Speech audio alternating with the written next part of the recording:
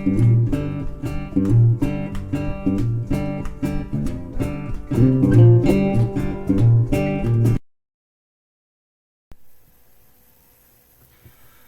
guys, it's Michael at White Mountain Adventure Guides here, doing yet another lockdown blog. Yet again, another stunning day. You can see all the way over to the Archer Alps, and still feeling really cooked up and desperate to get back out in the hills.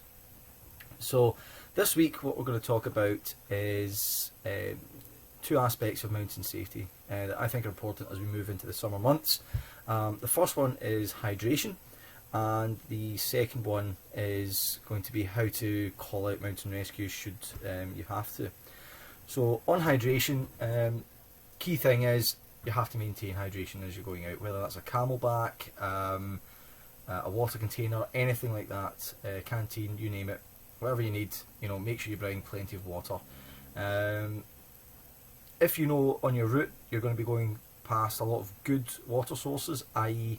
fast flowing streams high above any contaminants such as dead animals, animal feces, things like that, then you can certainly carry a little bit lighter. I for my part will always bring a camelback plus a sort of emergency canteen, which I'll also use for cooking and things like that if I'm having a long day out and I want to stop and have a nice lunch or something.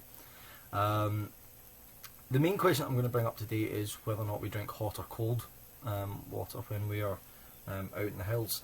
I'm also a martial artist, and I think 15 years ago I went to Japan to do some training in the middle of summer. Absolutely roasting, and I brought a cold bottle of water, only to discover when I got there everybody was drinking tea. Transpires hot water is better for hydration than cold water. Apparently cold water will just pass straight through your system, and whereas hot water will remain in your system, hydrate you better, but also because it's particularly things like hot tea, things like that, will actually open up your capillaries and allow you to radiate heat out better. Now that is clearly what you're trying to achieve when you're trying a hot day in the hills. You don't want to overheat, you don't want to become dehydrated. So you can't really walk around with hot water all the time, but certainly I would tend to avoid having these canteens that keep your water absolutely freezing. I would tend to go with the camelback. You can access the water more often, which is really what you should be doing, and it will also heat up, not just because of your body heat, but also the ambient temperature in the air. That being said, if you don't like warm or hot water on its own, and it means that you're less likely to drink little and often, then just stick with the cold water. It's not going to make a massive difference, but certainly on a long hot day it may make just that little bit of difference, but you need to be drinking, and if you're more likely to drink cold water than you are hot, go with the cold water. The second one, when I've taken folk out on courses and navigation courses as well, I always ask them the question, how do we contact mountain rescue if something goes wrong, and what do we tell them? Well, the usual answer is we call 999 and ask for mountain rescue. Actually what you do is you call 999, that's correct, you then ask for the police, and then when you put through to the police, then you ask for mountain rescue. My understanding, this is more to do with coordination, and if somebody were to die on the hills, then there needs to be evidence gathering as well, so you can do like a fatal accident inquiry. I forget what they're called in England. If you should have to, and I focus on the term have to, call mountain rescue, then there's certain things that you need to know. Where you are, for one thing. If you don't know where you are, you've lost where you are on the map, your GPS isn't working, you're completely lost, then start identifying major features, things that are nearby. From that, they can probably start to extrapolate where you actually are, or at least get within an area where they can start to do a proper search for you.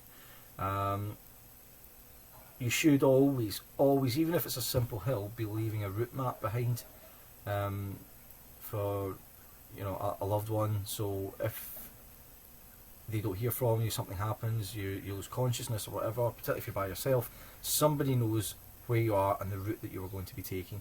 And certainly if they're contacting Mountain Rescue, that will inform them. The other thing is, you've got to let them know why you're calling them out, what are the injuries, who's injured, who's still capable. Are you actually capable of coming off the mountain by yourself? If you are, do that. Don't put other people at risk. We've all pulled something, tweaked something in the hills. Yes, it's going to make it more difficult, but if you take your time, it'll be a bit laborious, but you will get down safely. There's no need to call out Mountain Rescue, and people do call out for all manner of stupid reasons. They'll have got limited resources, and if you call first and they're not really sure how badly injured you are, they'll head out to you, and then another call comes in and they're having to divert resources yet again. They are all volunteers, they have limited funding, they work really hard, so let's not make their life more difficult than it has to be. With that in mind, being safe in the hills, I'm going to be running a couple of courses this year called Summer Mountain Foundation. What you'll be learning is navigation,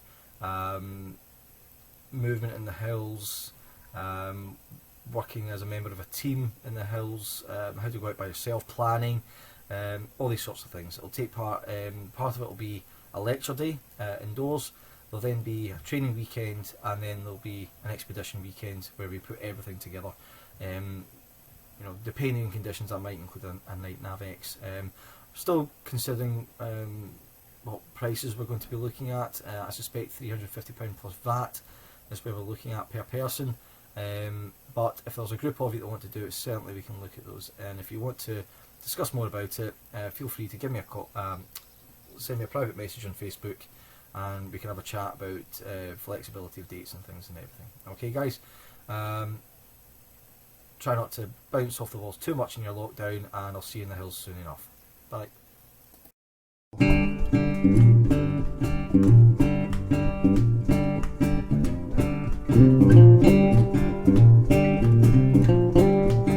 See the black and you, just as looking